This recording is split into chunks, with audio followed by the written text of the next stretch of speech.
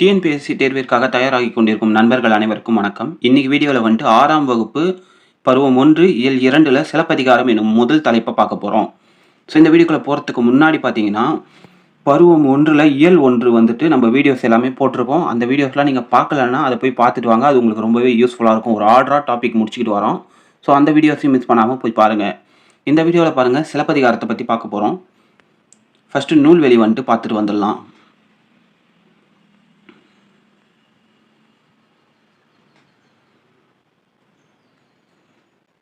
சிலப்பதிகாரத்துக்கான நூல்வெளியை வந்துட்டு பாருங்க. சிலப்பதிகாரம் எனும் காப்பியத்தை இயற்றியவர் இளங்கோவடிகள். ஸோ ஆசிரியர் இளங்கோவடிகள்.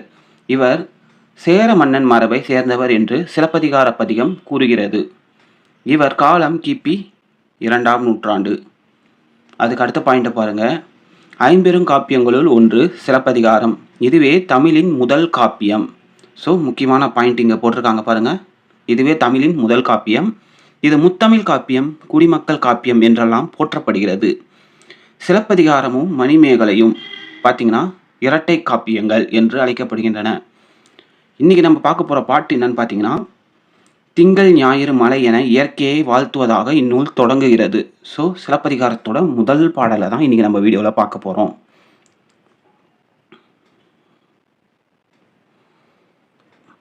பாடலை பார்க்கலாமா?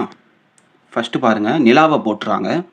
திங்களை போற்றுதும் திங்களை போற்றுதும் கொங்கு அலர்த்தார் சென்னி குளிர் வெண்குடை போன்றியவ் அங்கன் உலகு அளித்தலான் அப்படின்னு சொல்லிட்டு சொல்கிறாங்க. பார்த்தீங்கன்னா இந்த பாட்டுக்கு அர்த்தம் என்னன்னு பார்த்தீங்கன்னா, வானிலா போற்றுவோம் வானிலா போற்றுவோம், மாலை அணிந்த சோழனின் குளிர்ந்த வெண்குடை போல அருளை வழங்கும் வானிலா போற்றுவோம் வானிலா போற்றுவோம். ஸோ வந்துட்டு நிலாவை வந்துட்டு போட்டுறாங்க. இந்த மூன்றுலையுமே பார்த்தீங்கன்னா சோழ மன்னனோட ஒப்பிட்டு நிலவு, சூரியன், மலை இது மூன்றுத்தையுமே சோழ மன்னனோடு ஒப்பிட்டு அவருடைய சிறப்போடு ஒப்பிட்டு பார்த்தீங்கன்னா நமக்கு வந்துட்டு இந்த பாடல் வந்துட்டு வரும். ரெண்டாவது பாருங்கள், ஞாயிறு போற்றுதும். ஞாயிறுனா சூரியன். ஸோ ஞாயிறு போற்றுதும் ஞாயிறு போற்றுதும் காவிரி நாடன் திகிரி போல் பொற்கோட்டு மேறு வளம் திரிதலான். இதில் என்ன சொல்கிறாங்கன்னா, கதிரவனை போற்றுவோம் கதிரவனை போற்றுவோம். ஸோ ஞாயிறு போற்றுவோம்னா கதிரவனை போற்றுவோம். காவிரி நாடன் சோழனின் ஆணை சக்கரம் போலவே இமயத்தை வலம் வரும் கதிரவனை போற்றுவோம் கதிரவனை போற்றுவோம். ஸோ சோழ மன்னன் வந்துட்டு போறார் இல்லையா, தேரில் வந்துட்டு அவங்க வந்துட்டு பயணம் செய்வாங்களா, அதோட சக்கரம் அவ்வளோ பெருசாக இருக்கும் சூரியனை போல. ஸோ அது இமயமலையவையே சுற்றி வர அளவுக்கு மிக பெருசு அப்படின்னு சொல்லிட்டு புகழ்கிறாங்க. அடுத்ததை பாருங்கள், மாமலை போற்றுதும் மாமலை போற்றுதும். இப்போ மலையை வந்துட்டு போட்டுடுறாங்க. எப்படின்னா, நாமநீர் வேலி உலகிற்கு அவன் அளிப்போல். ஸோ நாமநீர் வேலினா என்னென்னா, உலகம் மொத்தமே நாமநீர்னா அச்சம் தரக்கூடிய அளவுக்கு மிகப்பெரிய கடல். ஸோ அதால் தான் இந்த உலகமே சூழ்ந்திருக்கு வேலி போல். அந்த உலகம் ஃபுல்லாத்துக்கும் அருளை பொழியக்கூடியது எதுன்னு பார்த்தீங்கன்னா மலை மேகங்கள் தான் அப்படின்னு சொல்லிட்டு சொல்கிறாருங்க. இதுதான் இங்கேயும் சொல்லியிருப்பாங்க பாருங்கள். வான்மலை போற்றுவோம் வான்மலை போற்றுவோம், கடல் சூழ் உலகுக்கு அருளை பொழியும் மன்னனைப் போல முகில் வழி சுரக்கும் வான்மலை போற்றுவோம் வான்மலை போற்றுவோம். ஸோ இந்த பாட்டு ரொம்ப எளிமையானது தான். எங்கெல்லாம் போற்றுவோம் போற்றுவோம் அப்படின்னு வருதுனாலே சிலப்பதிகாரத்தோட முதல் பாடல்னு தெரிஞ்சுக்குங்க. இதிலிருந்து ஏதாவது 2-3 வரிகளை இல்லை முதல் வரியை கொடுத்து கூட நம்மளை என்ன பண்ணலான்னா, அதில் இருக்கக்கூடிய சொல்லும் பொருளும் என்ன அப்படின்னு சொல்லிட்டு கேட்கலாம். அப்படி இல்லைன்னா இதனுடைய ஆசிரியர் யார், நூல் எங்கேருந்து கேட்டிருக்காங்க, இதெல்லாம் கேட்கலாம். ஸோ எப்படி கேட்டாலும் பதில் சொல்ல தெரிஞ்சுக்குங்க. இப்போ சொல்லும் பொருளும் வந்துட்டு பார்க்கலாம் வாங்க.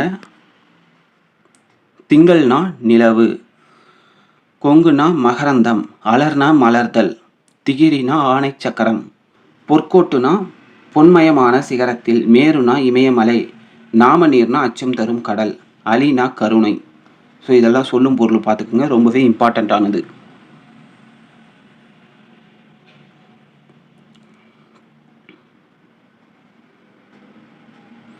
அடுத்ததாக புக் பேக் கொஸ்டின்ஸை பார்க்கலாம். ஃபஸ்ட்டு கேள்வியை பாருங்கள். கழுத்தில் சூடுவது என்னன்னு பார்த்தீங்கன்னா ஆப்ஷன் ஆ தார். ரெண்டாவது கேள்வி பாருங்கள், கதிரவனின் மற்றொரு பெயர் என்ன? நம்ம பாடலில் பார்த்தோம் இல்லையா, ஞாயிறு. அடுத்தது பாருங்கள், வெண்குடை என்னும் சொல்லை பிரித்து எழுத கிடைப்பது வெண்மை ப்ளஸ் குடை.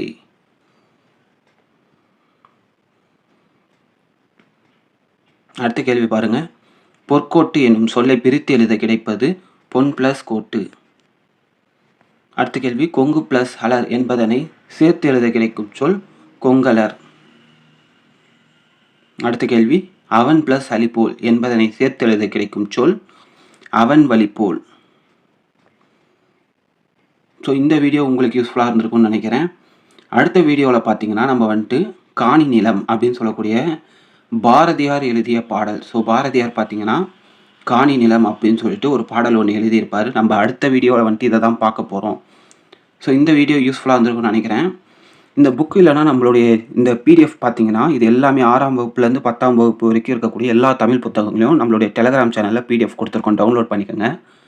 ஒவ்வொரு பாயிண்ட்டாக வந்துட்டு இதை நோட் பண்ணியும் வச்சுக்கோங்க. ஸோ ரொம்பவே யூஸ்ஃபுல்லாக இருக்கும் உங்களுக்கு. இதில் இருக்கக்கூடிய எப்படியெல்லாம் நமக்கு 1 மார்க் கேட்க வாய்ப்பு இருக்கோ அதெல்லாம் நோட் பண்ணி வச்சுக்கோங்க. ரொம்பவே யூஸ்ஃபுல்லாக இருக்கும். ஸோ அடுத்த வீடியோவில் உங்களை வந்து சந்திக்கிறேன். இந்த வீடியோ யூஸ்ஃபுல்லாக இருந்திருந்தால் வீடியோக்கு ஒரு லைக் போட்டு நம்ம சேனலையும் சப்ஸ்கிரைப் பண்ணிக்கோங்க. அண்ட் டிஎன்பிஎஸ்சி எக்ஸாமுக்காக ப்ரிப்பேர் பண்ணிக்கிட்டு இருக்கக்கூடிய உங்கள் ஃப்ரெண்ட்ஸ் அண்ட் ஃபேமிலி கூட இந்த வீடியோவை ஷேர் பண்ணிக்கோங்க. தேங்க்யூ ஃபார் வாட்சிங்.